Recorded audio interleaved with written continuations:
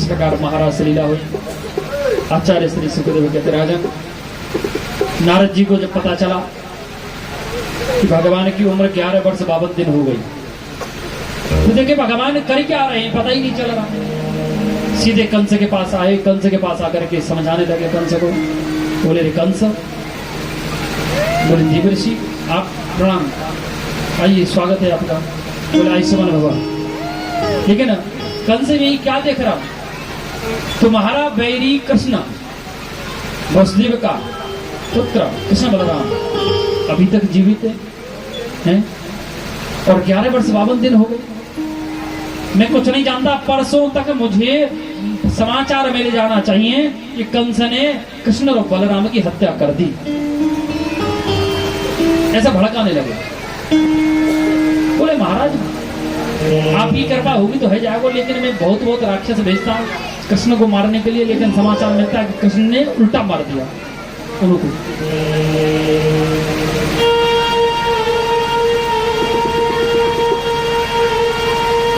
बोले महाराज वहां से श्री नारद जी महाराज सीधे वृंदावन की तरफ दौड़ लगा। जंगल में गाय चरा रहे भगवान श्री कृष्ण बलराम से भेंट हुई। भगवान को जाकर कहा, बोले प्रभु ये क्या हो रहा है, आज आपकी उम्र 11 वर्ष 52 दिन हो गई है, अभी तक आपने कंस का कोई निर्णय नहीं लिया। बोले भगवान कहने लगे नारद, मैं क्यों बताऊं किसी को जन्म या मृत्यु देने वाला। जन्म और मृत्यु तो मनुष्य को अपने किए हुए कर्म के कारण प्राप्त होती है पुत्र। खैर आपने कहा है परसों, तो परसों तक समाचार मिल जाए। आप जो व्यवस्था कर दी है हमारे लिए, कंस इधर अक्रूर जी को बुलाया, अक्रूर को बुला करके और भेजा कि तुम वृंदावन जाओ, और जो नंद बाबा के जो 2 पुत्र हैं ना कृष्ण और बलराम, तो नंद के नहीं है, देवकी और रोहिणी यानी वसुदेव के दोनों पुत्र हैं कृष्ण बलराम, और कृष्ण ही मेरा काल है। आप जाकर के लेके आओ, धनुष यज्ञ का बहाना लगा देना, कैसे भी लेके आओ। बोले क्या करोगे, बोले अवसर देख के उनके ऊपर प्रहार करूंगा, उनकी हत्या कर दूंगा। अक्रूर जी समझ गए रेवा दुष्ट कितनी योजनाएं सोच रहा है, लेकिन वो तो परब्रह्म है, कैसे तेरे हाथ आएगा। इसी प्रकार आचार्य श्री सुखदेव कहते राजन, अक्रूर जी सीधे वृंदावन की तरफ प्रस्थान किए हैं।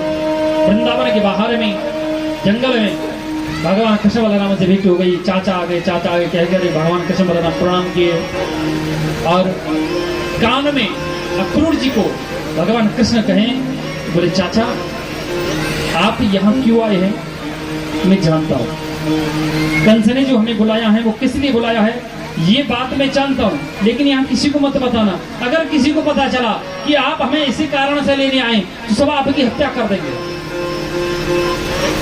चुपचाप लेके चलना है, किसी भी युक्ति से लेके चलना। अब घर में गए, घर में नंद बाबा, मैया जसोदा, कृष्ण बलराम, रोहिणी, अक्रूर सब लोग भोजन करने के लिए बैठे। सबने भोजन कर लिया, मैया जसोदा भोजन के लिए बैठी। जैसे मैया ने पहलो ग्रास मुंह में दियो, तभी नंद बाबा पूछ उठे, अक्रूर बोले भैया बता कैसे कैसे आनो भयो तेरो। बोले भैया नंद बाबा आनो का, अरे वो ऐसा भयो ना, वो कंस है ना, वो जो एक धनुषी को समारोह मेलो लगाए रहो, तो मेरे मन में आई क्यों ना मैं कृष्ण बलराम को लेके मथुरा को मेलो दिखाई दो, तो ले भी आए।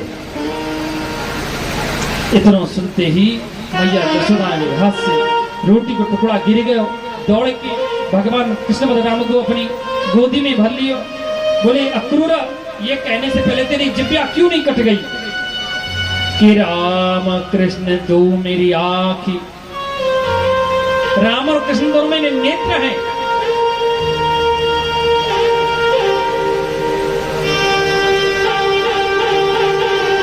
भगवान मचल गए।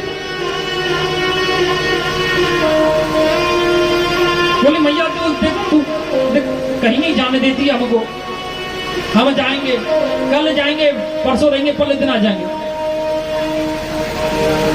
तू हमें कहीं नहीं जाने देती। नंद बाबा ने मैया को गोदी से लगाया, सीने से लगाया। बोले जसोदा, अरे तू बड़ी पागल है, तू बड़ी बाबरी है, कब तक इनको छुपा के रखेगी? कभी ना कभी तो इनको बाहर निकलना ही पड़ेगा। अरे तू चिंता मत कर, आज जाएंगे, कल रहेंगे, परसों आ जाएंगे, मैं इनके संग जाऊंगा। लेकिन बच्चा है, इनके मन दुखी मत करो कर तू, अपने प्यार में तू इनको दुखी कर दे। रात भर मैया रोती रही। अब ना जाने ये समाचार जन कैसे, कौन सा समाचार कि नंद बाबा के घर कोई परदेसी आए हुए और कल प्रातः काल कृष्ण और बलराम को मथुरा ले जाएगा। ये समाचार न जाने कैसे नंद भवन के बाहर चले हो। कहते हैं ना भीतों के कान होते हैं। सारा ब्रजमंडल रात में ही आके बैठ गए हो नंद भवन के दरवाजे पे।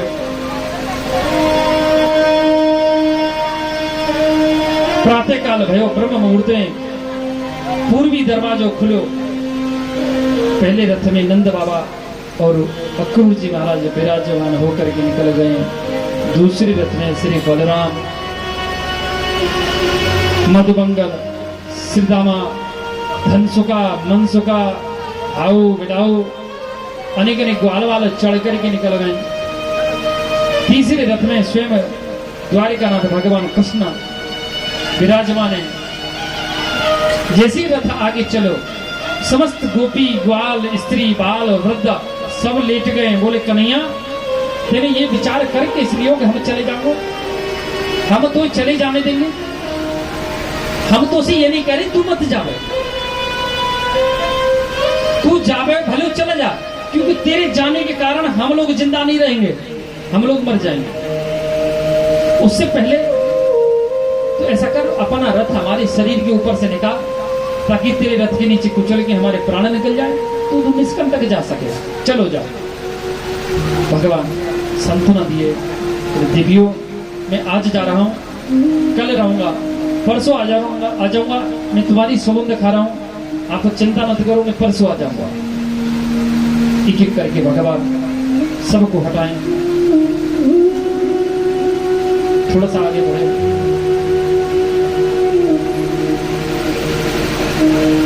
प्रेम वन में हमारी लाडली सरकार विराजमान है।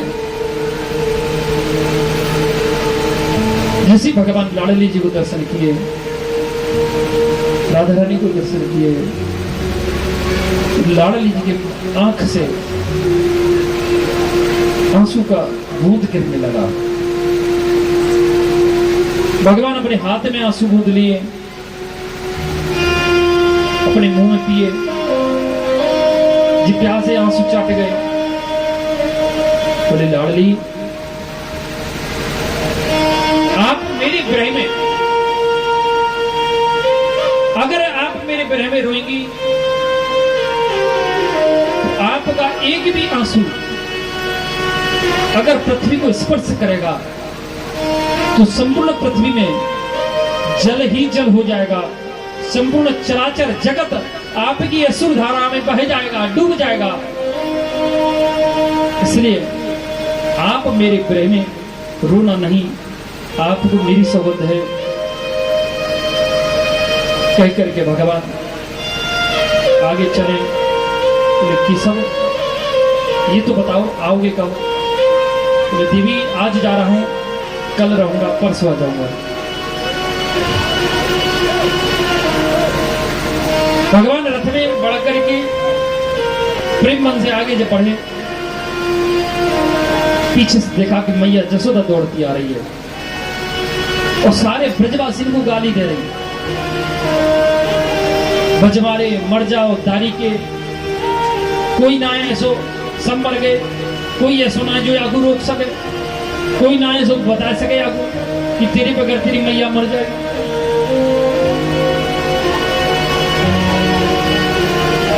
मैया को लेगा, पैर में उलझ जाता, गिर जाती, खड़ी होती, दौड़ती, फिर उलझ जाता, फिर गिर जाता। भगवान मैया की आवाज सुन के रथ से कूद गए। जब कूदे दौड़ के मैया को गले से लगा लियो,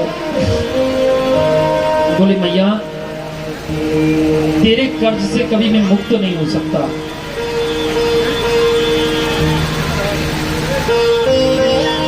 और आजकल की संतान मैया कहती है कि तूने हमारे लिए क्या किया।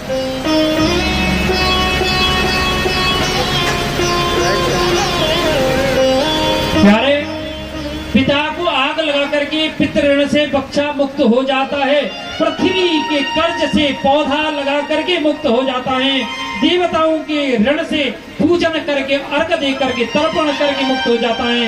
लेकिन माँ का कर्ज इतना विचित्र है, जन्म जन्मांतर तक कभी कर्ज मुक्त नहीं हो सकते हम।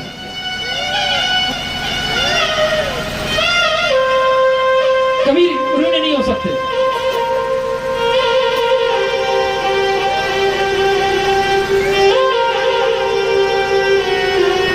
मां एक अपने आप में पूर्ण शब्द है।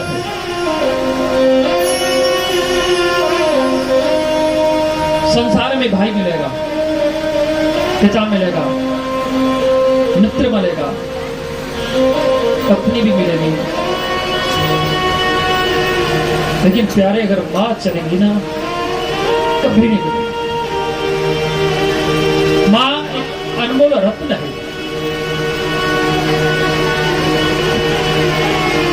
एक छोटे से बच्चे की मां मर जाती है,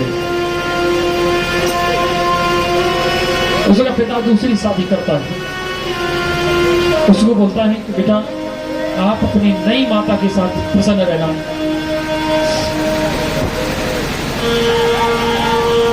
कुछ दिन बाद जब पिता आता है पूछता है तो बेटा आपकी नई मां कैसी है? बच्चा बोलता है पिताजी मेरी नई मां बहुत अच्छी है। बोले क्यों?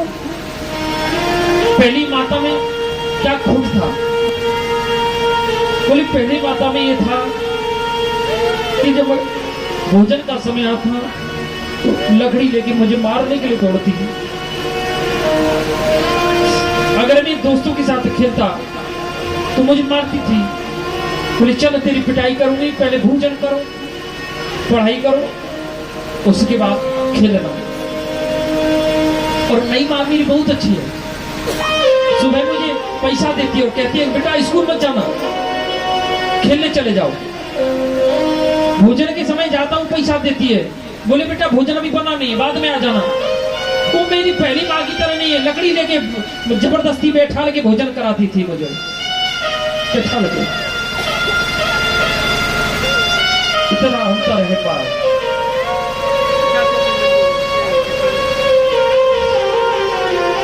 एक पढ़े लिखे इंजीनियर, उसको माता ने समझ आया, माता ने संस्कार दिए, पढ़ा लिखा ज्यादा दिया, इंजीनियर बन गया।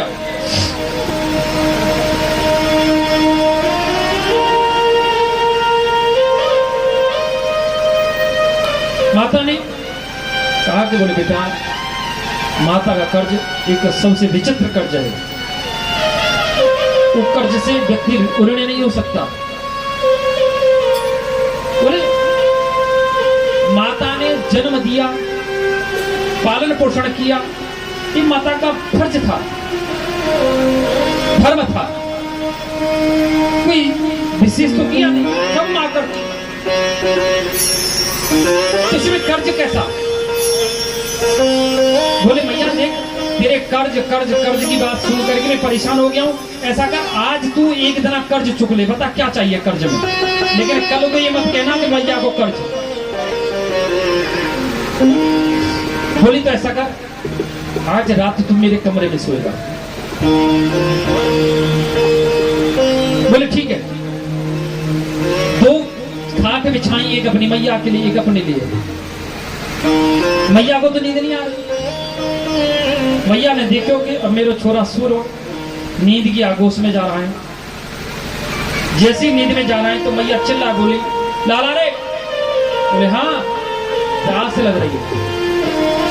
तो उठो उठ के नल पे गयो, नल पे लाके एक गिलास में पानी मैया को लायो, मैया को पानी दियो, मैया ने एक घूंट पानी पियो, देखी ना देख रो, देख करके छुपा के तो लेके पानी बाकी बिस्तर पे बाकी खाट पे फैला दियो, सो आधो बिस्तर गीलो है गए,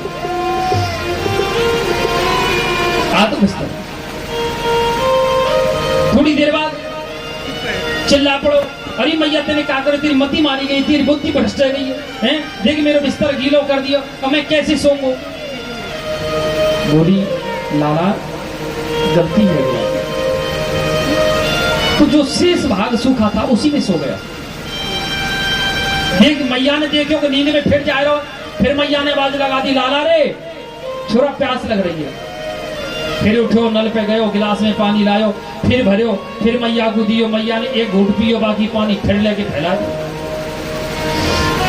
लालता तो है, तेरी बुद्धि भ्रष्ट है गई है, दीखे ना आंधरी है गई है, बावरी है गई है, पागल है रही है, बोरा रही है, और मेरे सबरो बिस्तर गीलो कर दियो, रात भर बर्बाद कर दी। सुबह ऑफिस कैसे जाऊंगा, दिन भर ऑफिस में काम करूं, रात को तेरी कचकचबाजी सुनो, मैं कब ऑफिस में काम करूंगा, रात भर बर्बाद कर दी। 1 मिनट में मैया को 150 बार सुना दे। मैया हंस के मैया ने ठाड़ो है कि एक जोरदारी को पड़वा के ना पड़वा के कान पे धर दियो। बोले हरामजादे, यही है मैया को कर्ज।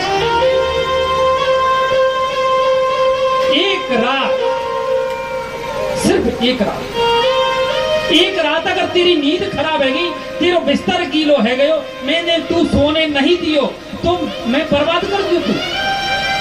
अरे 9 महीना तूने मुझे सोने नहीं दिया, जब गर्भ में लटका करके घूमी, महा कष्ट उठा करके मैंने तुझे जन्म दिया। जब मैं तुझे अपनी बाईं बगल में, सीधी बगल में सुलाती तो लघुसन का करके, पेशाब करके बिस्तर गीला कर लेता, रोता था तू, फिर उठा के दाईं बगल में लेती, थोड़ी देर बाद वो भी गीला कर लेता, फिर अपने सीने पे सुलाती, थोड़ी देर बाद तू मेरा सीना गीला कर देता, रात भर बैठी रहती और दिन में मुझे घर का काम करना पड़ता। मैंने तो तुझे कभी नहीं कहा कि तूने मेरी रात बर्बाद कर दी।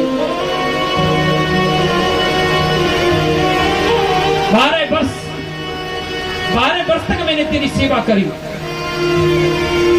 और तू कह रहा मैया को कर्ज।